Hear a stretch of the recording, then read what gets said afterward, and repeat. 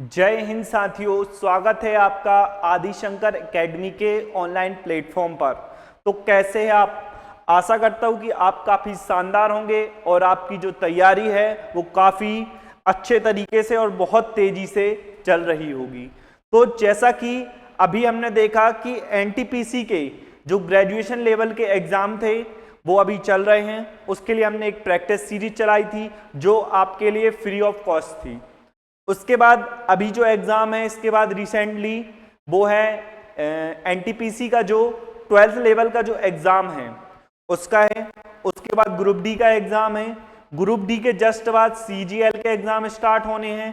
फिर वहाँ से हमारे एग्ज़ाम्स लाइन से हैं, बैंकिंग के एग्ज़ाम हो गए, एमटीएस हो गया, सीपीओ हो गए, ये सारे हमारे एग्ज़ाम्स हैं। अभी बिहार पुलिस होने वाला है, UP police, UPSI, MPSI, MP police, ये सब एग्जाम होने वाले हैं। तो आप इस चीज को सोच रहे होंगे कि मैं इतने सारे एग्जाम्स की चर्चा क्यों कर रहा हूं। बेसिकली हमारा जो उद्देश्य ये है कि जो भी वनडे एग्जाम्स हैं उसमें सबसे ज्यादा जो वेटेज देखा जाता है वो किस सब्जेक्ट का होता है? मैथ्स का। चाहे वो आप एसएससी उठा लो, व्यापम उठा लो या रेलवे का कोई भी एग्जाम, तो सबसे ज्यादा उसमें वेटेज किसका होता है? मैथ्स का होता है। तो हम आपके लिए एक सीरीज स्टार्ट कर रहे हैं, सीरीज कह सकते हो या आप कह सकते हो कंप्लीट कोर्स मैथ्स का, जो कि आपके लिए यूट्यूब पर रहेगा और फ्री ऑफ कॉस्ट रहेगा। उसकी यदि हम विशेषताओं की बात करें कि उसमें क्या रहेगा, सारे आपके कॉन्सेप्ट रहेंगे, विद प्रैक्टिस रहेगी, कॉन्सेप्ट के साथ प्रैक्टिस, और एक क्लास अलग से रहेगी जो कि पूरे टॉपिक की एक साथ प्रैक्टिस और रिवीजन रहेगा। ठीक है, ऐसे करके हम लगभग 33 से 34 टॉपिक जो हर वनडे एग्जाम्स में पूछे जाते हैं, चाहे वो रेलवे हो, व्यापम हो, यूपीएसआई हो, यूपी पुलिस हो, बिहार कांस्टेबल हो, किसी भी एग्जाम हो, हम सबके टॉपिक एक साथ यहाँ कवर करेंगे। तो 33 से 34 टॉपिक में पूरी आपकी मैथ्स कंप्लीट हो जाएगी।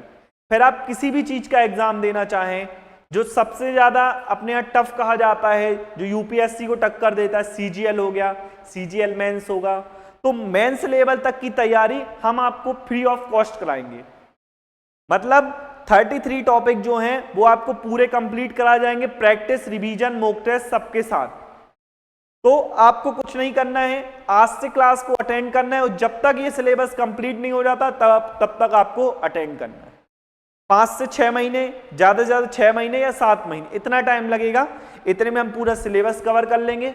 उसके बाद आप हर एग्जाम, चाहे जो भी एग्जाम हो जिसमें मैथ्स आती हो, आप हर वो एग्जाम दे सकते हैं। ठीक है, तो हम सबसे पहले मैथ्स के बेसिक कवर करेंगे, सिलेबस जानेंगे क्या है, सिलेबस को तोड़ के पूरा डिटेल में समझेंगे कि किस सब एग्जाम में कितनी आती, किसकी क्या अप्रोच है। ये समझते हुए हम हर चैप्टर को बिल्कुल सीक्वेंस से पढ़ेंगे।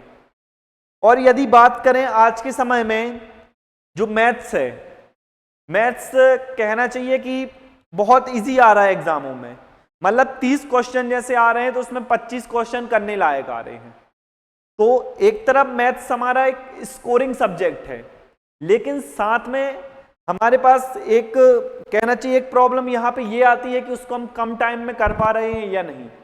या हम मैथ्स में इतना ज्यादा टाइम दे देते हैं कि अदर सब्जेक्ट हमारे नहीं हो पाते हैं और हम सिलेक्शन की रेस से क्या हो जाते हैं? बाहर हो जाते हैं। तो हमें मैथ सीखना तो है, लेकिन साथ में यह भी सीखना है उसको कम समय में कैसे करना है, उसको कम समय में खत्म कैसे करना है। खत्म इन द सेंस, हम साल भर मैथ्स को पढ़े जा रहे हैं, सबसे ज्यादा मैथ्स में टाइम दे देते हैं, फिर हमारा एक सब्जेक्ट रह जाता है, इंग्लिश रह जाता है, रीजनिंग रह जाता है, या और अदर सब्जेक्ट जीएस रह जाता है। तो हमें मैथ्स को पढ़ना तो है, लेकिन उसको कैसे पढ़ना है? कम समय में पढ़ना है, और साथ में क्वेश्चन में ऐसी अप्रोच सीखनी है कि ताकि कम से कम टाइम में हम क्वेश्चन को सॉल्व कर सकें। तो हम जिस तरीके से आपको पढ़ाएंगे उसमें हर एग्जाम से क्वेश्चन रहेंगे आपके। बैंकिंग हो गया, रेलवे हो गया, एफकेट तक के क्वेश्चन हम उसमें रखेंगे। सीजीएल मेंस हो गया, सीएचएसएल हो गया, सब एग्जाम आपको कवर कराया जाएगा। बस आपको कुछ नहीं करना है, डेली क्लास अटेंड करना है, उनके नोट्स बनाना है, बार बार रिवीजन करना है और साथ में क्या करना है? प्रैक्टिस करना है। ठीक है, तो आज की क्लास में हमें क्या करना है? आज की क्लास में हमें पूरा सिलेबस डिस्कस करना है। तो सिलेबस डिस्कस करने से पहले मैं आपको एक बात बताना चाहूंगा कि किस एग्जाम में कितना मैथ्स का वेटेज है, उसके बाद हम देखेंगे सिलेबस और उसके बाद हम बाकी चीजें स्टार्ट करेंगे। तो आइए हम देखते हैं किस एग्जाम में कितनी मैथ्स पूछी जाती है।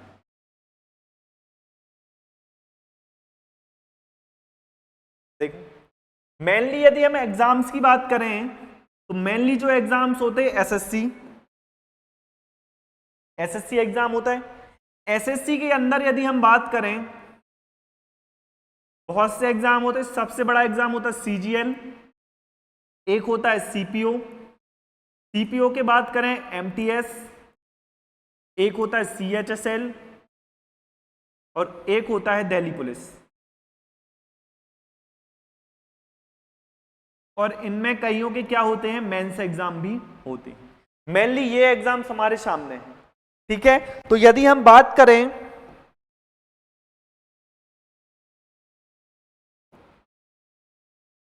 यदि हम सीजीएल की बात करें तो जो सीजीएल में नंबर ऑफ क्वेश्चंस जो मैथ के आते हैं 25। यदि हम सीपीओ की बात करें तो इसमें आते हैं 50 क्वेश्चन। एमटीएस की बात करें इसमें आते हैं 20।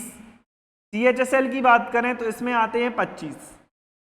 और यदि हम दिल्ली पुलिस की बात करें तो यहां 15 से 20 क्वेश्चन मैथ्स के आते हैं। तो आप देख पा रहे होंगे कोई भी एग्जाम हो, बड़ा से बड़ा और छोटा से छोटा कोई भी एग्जाम हो, सब में जो मैथ्स के नंबर ऑफ क्वेश्चंस है वो हमेशा क्या आते हैं, अधिक ही आते हैं, ठीक है। तो सीजीएल के कितने क्वेश्चन 25, सीपीओ के 50, एमटीएस के 20, सीएचएसएल के 25 और दिल्ली पुलिस के कितने 15 से 20 क्वेश्चन, ठीक है। यदि हम एमपी एग्जाम्स की बात करें यदि हम एमपी एग्जाम की बात करें तो एमपी एग्जाम्स में जो मेनली बात होती है एमपी कांस्टेबल, एमपी कांस्टेबल, एक जो अभी होने वाला है आबकारी एग्जाम, और इसके जस्ट बाद एमपीएसआई। एमपी का जो सबसे ज्यादा बच्चा तैयारी करता है वो किसकी करता है, एमपीएसआई की। तो हमें यहां से पता होना चाहिए कि किस एग्जाम में मैथ्स का वेटेज कितना है। कांस्टेबल की अगर बात करें तो 100 नंबर का पेपर हमारे पास आता है, उसमें जो है 60 से 70 नंबर के बीच हमारी आती क्या, मैथ्स प्लस रीजनिंग दोनों आती। तो एन एवरेज हम मैथ्स मान सकते हैं 40 से कितने की, 45 नंबर।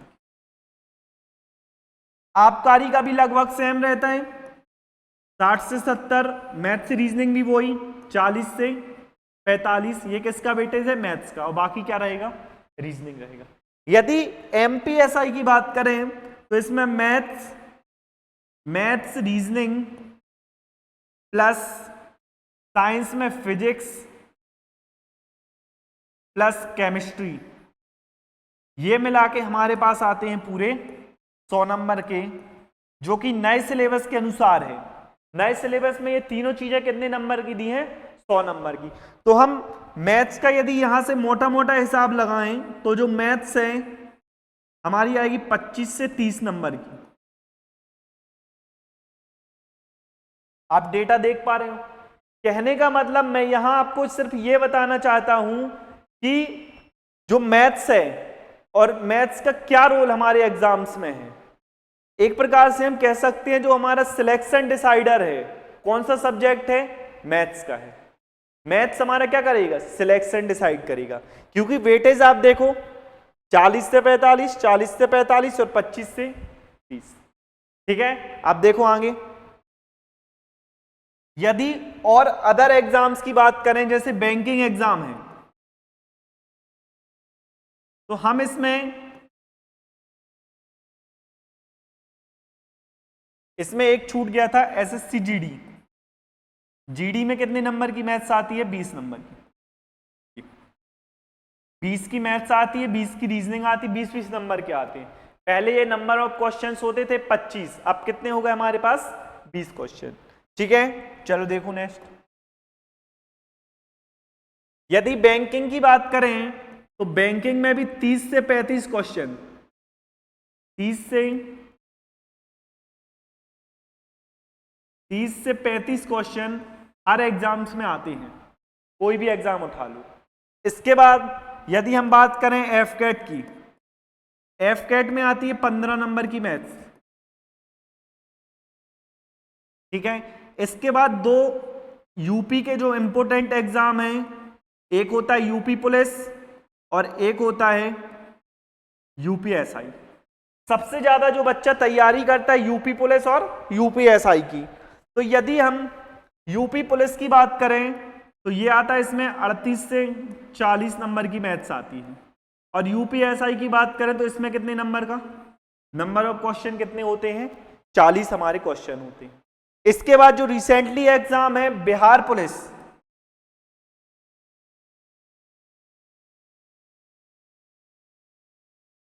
बिहार पुलिस, यदि बिहार पुलिस की हम बात करें तो जो 25 से 30 क्वेश्चन हमारे पास हैं, 25 से 30 क्वेश्चन ये मैथ्स में आते हैं, ठीक है। इसके बाद यदि हम रेलवे की बात करें, यदि हम रेलवे की बात करें तो दो एग्जाम इंपोर्टेंट होते हैं, एक होता है एनटीपीसी और एक हमारे पास होता है ग्रुप डी। तो एनटीपीसी की बात करें तो नंबर ऑफ क्वेश्चन 30 और यहां से कितने आते हैं, लगभग 25 क्वेश्चन। तो यहां हमने एक मोटा मोटा हिसाब देखा कि मैथ्स का क्या रोल है हमारी एग्जाम में। कहने का मतलब यदि हम एक डिसाइडर की तरह बात करें कि कौन सा सब्जेक्ट हमारे सिलेक्शन के लिए डिसाइडर सब्जेक्ट है, वो सब्जेक्ट हमारे पास क्या है, मैथ्स। 30%, 30 से 40% का वेटेज हर एग्जाम में लगभग मैथ्स का है हमारे पास। तो हमें मैथ्स कुल मिला के ऐसी पढ़नी है और ऐसा कुछ फिक्स नहीं है कि ये जो क्वेश्चन है एनटीपीसी में आया है तो ये एसएससी में नहीं आएगा, ये एसएससी में आ गया तो ये बैंक में नहीं आएगा, ये स्टेट एग्जाम में नहीं आएगा, ऐसा कुछ नहीं रहता। कोई भी क्वेश्चन किसी भी एग्जाम में आ सकता है, बस टाइम डिसाइड करके रहता है। जैसे व्यापम में हमको अधिक समय देता है तो वो कैलकुलेशन अधिक देगा, और एसएससी में हमें कम टाइम देता है तो वो कैलकुलेशन उस हिसाब से देगा, ठीक है। तो हमें सब समझ में आया, पूरा समझ में आया एसएससी में क्या वेटेज है। एसएससी के बाद हमने क्या देखा, एमपी के एग्जाम्स में क्या वेटेज है। एमपी के एग्जाम के बाद हमने ये बाकी के एग्जाम देखे, यूपी, बिहार, और लास्ट में हमने किसके एग्जाम देखी, रेलवे, ठीक है। तो अब हम इसके बाद मैथ्स का सिलेबस डिस्कस करेंगे और सिलेबस देख के हम ये जानेंगे कि हमें कितने टॉपिक पढ़ना है, टोटल कितने टॉपिक है सब एग्जाम्स को मिला के, ठीक है। तो अब देखते हैं हम सिलेबस। ये है मैथ्स का सिलेबस, आप एक बार देख लो।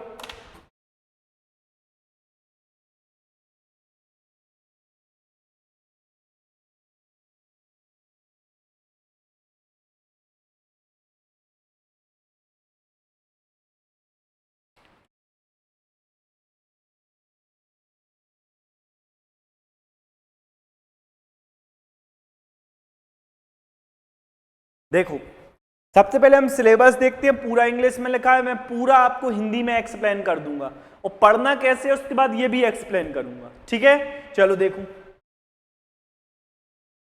यदि हम सिलेबस की अगर बात करते हैं तो सिलेबस में जो एरिथमेटिक है इसका सबसे इंपोर्टेंट चैप्टर क्या है, परसेंटेज, जिसे हिंदी में क्या कहते हैं, प्रतिशत। हिंदी में क्या कहते हैं, प्रतिशत, ठीक है। इसके बाद जो सबसे सेकेंड मोस्ट इंपोर्टेंट चैप्टर है वो हमारे सामने है रेशो एंड प्रपोर्शन, जिसे हिंदी में क्या कहते हैं, अनुपात, समानुपात। आपको हर चीज हिंदी इंग्लिश दोनों में रहेगी, चाहे आप हिंदी मीडियम के हो चाहे इंग्लिश मीडियम के हो, आपको हर चीज इक्वल रहेगी, ठीक है। तो ये दो चैप्टर ऐसे हैं, एक हो गया कौन सा, परसेंटेज, एक हो गया हमारे पास रेशो प्रपोर्शन। यदि ये चैप्टर आपसे बन रहे हैं तो ये समझो कि 40 से जो 50% एरिथमेटिक है, और कहना चाहिए 60-65%, ये आपकी यहीं खत्म हो जाएगी। बस बात ये है कि ये और ये टॉपिक ये हमसे अच्छा से बनना चाहिए।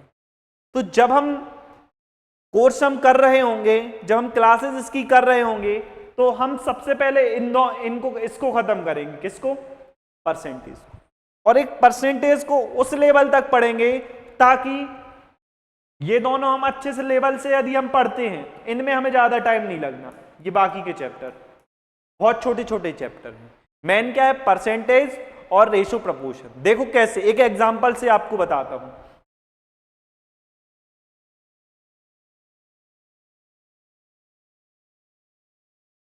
देखो जैसे हमने बात की है परसेंटेज की,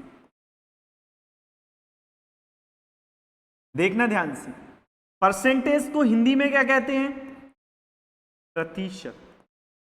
बिल्कुल ध्यान से देखना, बिल्कुल जीरो से बताऊंगा।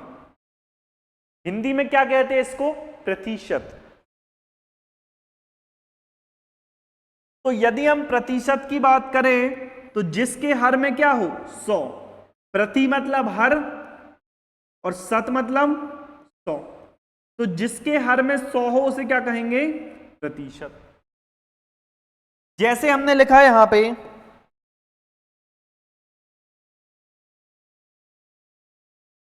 15%,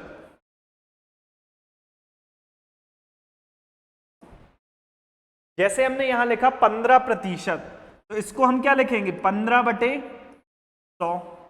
5 से जाएगा ये 3 बार और 20 बार, तो ये क्या आ जाएगा 3/, ये आ गया हमारे सामने। तो यहां से हमें क्या समझ में आया, 15% की जो वैल्यू होती है 3/20, इसका मतलब ये होता है जो 20 का 15% कितना है, 3। इसका मतलब ये हुआ 20 का जो 15% है वो कितना है, 3। ठीक है, अब आगे देखो, अब हमें ये पता है कि ये प्रतिशत होता है। जैसे हमने लिखा 15% लाभ, 15% लाभ, देखो इसका मतलब क्या होता है, 15% की वैल्यू 3/20, मतलब उसने यदि 20 रुपए की चीज खरीदी थी तो बेचा कितने में उसने, 3 रुपए लाभ पर, मतलब बेचा कितने में उसने, 23 रुपए पे। ये ठीक है, 20 रुपए की यदि उसने चीज खरीदी थी, कितने में बेचा, 3 रुपए में। ऐसे यदि हम लॉस की बात कर लें तो यदि 20 रुपए की उसने चीज खरीदी थी, उस पे कितने का लॉस लिया, 3 रुपए का, तो बेचा कितने में होगा उसने, 17 रुपए में। ठीक है, ऐसे यदि हम इसमें बोल देते 15% का ब्याज मिला, उसका मतलब क्या होता, 20 रुपए पे 3 का ब्याज। देखो सब चीजें एक दूसरे से कनेक्टेड हैं। परसेंटेज से हमने किसको कनेक्ट कर दिया, लाभ को, इसी से हानि को, और इसी से किसको, ब्याज को कनेक्ट कर दिया। मतलब यदि हमसे परसेंटेज बन रहा है और रेशो प्रपोर्शन बन रहा है तो आधे से ज्यादा मैथ्स हमारी वही इजी हो जाती है। तो सबसे ज्यादा जो हमें अरिथमेटिक में मेहनत करनी है वो टॉपिक है परसेंटेज। ठीक है, चलो देखो बाकी हम इसी तरीके से पूरे चैप्टर को एक दूसरे से कनेक्ट करके पढ़ेंगे। प्रॉफिट लॉस देख चुके, ये हो गया प्रॉफिट लॉस, लाभ हानि, सिंपल इंटरेस्ट साधारण ब्याज, कंपाउंड इंटरेस्ट मतलब चक्रवृद्धि ब्याज। साधारण ब्याज मतलब सीधा जो ब्याज लगता है ऐसे समझो, और कंपाउंड इंटरेस्ट ब्याज पर भी ब्याज, जो एक बार ब्याज दे चुके उस पर भी क्या लगेगा, ब्याज। ये हो गया रेशो प्रपोर्शन, पार्टनरशिप साझेदारी। इसमें हम देखेंगे कुछ लोग पैसा लगा रहे एक साथ, किसी ने अलग राशि लगाई 5000, किसी ने 10 लगाई, कोई 10 महीने तक रहा, कोई 5 महीने तक रहा, तो किसको कितना लाभ मिलेगा, बस ये है इसमें। एज, ये आपने पढ़ा होगा 10th में, आयु, ये थोड़ा सा कनेक्ट किससे रहेगा, रेशो प्रपोर्शन से। एवरेज हो गया औसत, टाइम एंड वर्क कार्य और समय, पाइप एंड किस्टन, ये इसी से संबंधित है। टाइम एंड वर्क आपसे बन गया तो पाइप एंड किस्टन बन जाएगा। ऐसे यहां पे टाइम स्पीड और डिस्टेंस है तो ट्रेन भी बन जाएगा और बोट स्ट्रीम भी बन जाएगा, बस थोड़े से कॉन्सेप्ट अलग है। ठीक है, अब देखो नेक्स्ट एडवांस की बात करें, सबसे बेसिक टॉपिक कौन सा है, नंबर सिस्टम, संख्या पद्धति। इसमें हम सब नंबरों के बारे में जानेंगे, क्या सम्मिश्र संख्या होती है, ठीक है, सम्मिश्र संख्या, परिमेय संख्या, अपरिमेय संख्या, सम संख्या, विषम संख्या, छोटी से छोटी चीज हम इसमें देखेंगे। कैलकुलेशन की चीजें भी हो इसमें कुछ, मेंसुरेशन हो गया, जियोमेट्री ज्यामिति हो गया, कोऑर्डिनेट जियोमेट्री, एलजेब्रा, ये थोड़ा सा कनेक्ट है नंबर सिस्टम और सिंप्लीफिकेशन से। इसके बाद ट्रिग्नोमेट्री, ये ज्यादातर क्या है, फॉर्मूला बेस्ड है। साइड एंड डाइस, हिंदी में क्या कहते हैं इसको, घातांक और करनी। इसके बाद मिक्सर एलिगेशन, ये भी एक इंपोर्टेंट टॉपिक है। स्क्वायर रूट जो हम स्टार्टिंग में देखेंगे, हम थोड़ा बेसिक देखेंगे कि वर्गमूल कैसे निकालते हैं, घनमूल कैसे निकालते हैं। फिर थोड़ा सा डीप में जाएंगे कि अपूर्ण संख्या है, मतलब ऐसी संख्या जिसका वर्गमूल नहीं निकलता, लगभग में निकलता है, उसको कैसे निकालेंगे, ये सब चीजें वहां देखेंगे। एलसीएम एसटीएम, ये भी एक महत्वपूर्ण टॉपिक है। एक हो गया हाइट एंड डिस्टेंस, ऊंचाई और दूरी, उन्नयन कोण, अवनयन कोण, ये सब चीजें इसमें नहीं, ठीक है। इसके बाद जो एरिथमेटिक और एडवांस से मिलकर टॉपिक बने हैं, जैसे स्टैटिक्स हो गया, सांख्यिकी हमने पढ़े हैं, स्टेट एग्जाम में ज्यादा पूछा जाता है। विचलन क्या होता है, माध्यिका क्या होती है, माध्य क्या होता है, परिसर क्या होता है, मोड, मीन, यही सब चीजें हम इसमें देखेंगे। और एक जो टॉपिक है, ये भी एक इंपोर्टेंट टॉपिक है, डीआई, डेटा इंटरप्रिटेशन। जो डेटा रहता है, ग्राफ बने रहते हैं, वो वाले क्वेश्चन हम इसमें देखेंगे, ठीक है। तो ये सब टॉपिक आप किसी भी एग्जाम को उठा लो, एसएससी, यूपीएससी, यूपीएसआई, सीसेट हो गया, हर एग्जाम्स में ये टॉपिक आते हैं। तो हमने क्या किया है, जो अलग अलग सिलेबस था, एसएससी का अलग, रेलवे का अलग, उसको कंबाइंड किया है वही चीज, बस एक दो टॉपिक ऊपर नीचे रहते हैं। उस एक दो टॉपिक की वजह से क्या रहता है, हमें अलग अलग मैथ्स उठानी पड़ती है। तो हमें क्या करना है, एक बार मैथ्स को कंप्लीट करना है, फिर जो एग्जाम्स हमारा मन हो वो एग्जाम दे सकते हैं, ठीक है। चलो देखो, इसमें कुछ टॉपिक और रहेगा, ये जैसे एक रह गया फ्रैक्शन, वो भी इसमें ऐड कर लो। फ्रैक्शन जिसे हिंदी में कहते हैं भिन्न, इसमें हम देखेंगे उचित भिन्न क्या होती है, अनुचित भिन्न क्या होती है, बड़ी भिन्न कैसे पहचानते हैं, छोटी भिन्न कैसे पहचानते हैं, यही सब चीजें, ठीक है। इसके बाद एक और टॉपिक हमारे पास है द्विघात समीकरण, क्वाड्रिक इक्वेशन, द्विघात समीकरण। ये इतने टॉपिक हमें देखने हैं। कितने टॉपिक हो गए, 1 2 3 4 5 6 7 8 9 10 11 12 13 14 15, यहां से आएगा 16 17 18 19 20, ये होगा 20 21 22 23 24 25 26 27 और 28। और भी कोई टॉपिक अगर छूट गए होंगे, उन टॉपिक को भी हम कवर करेंगे। एक और छूट गया, प्रोबेबिलिटी मतलब प्रायिकता, ये भी हम इसमें कवर करेंगे, प्रायिकता। तो कुल मिला के 22 से 23 टॉपिक जो हैं हम कवर करने वाले हैं। 22-23 नहीं, जितने भी होंगे, जितने लिखे हैं, इसके अलावा भी कोई अदर टॉपिक अगर रह जाता है उसको भी हम इसमें कवर करेंगे। तो बस कल से आपको कुछ नहीं करना है, एक कॉपी और पेन ये लेके बैठना है, कॉन्सेप्ट नोट करना है, समझना है कॉन्सेप्ट को, जहां समझ में ना आए कमेंट करना है। ज्यादातर आप कोशिश करना कमेंट वीडियो के बाद करना, पहले पूरा समझ लो, जहां समझ में ना आए कॉपी में नोट डाउन कर लो, फिर आप अगले दिन इसको पूछ सकते हो। तो डेली कॉपी पेन लेके आपको एक टाइम दे दिया जाएगा, उस टाइम पे बैठना है, कॉन्सेप्ट पढ़ो, प्रैक्टिस करो, और हर चैप्टर की आपको प्रैक्टिस सेट भी अलग से मिले। तो मिलते हैं अगली क्लास में नए टॉपिक के साथ। अभी टॉपिक स्टार्ट नहीं करेंगे, हम बेसिक जानकारी देखेंगे कि गुणा भाग कैसे करते हैं स्पीड से, वर्ग कैसे निकालते हैं, वर्गमूल कैसे निकालते हैं, ये सब चीजों पे हम चर्चा करेंगे, ठीक है। तो आज के लिए इतना ही, मिलते हैं अगली कक्षा में एक नई ऊर्जा और एक नए उमंग के साथ। तब तक के लिए Jai Hind, take care, bye bye.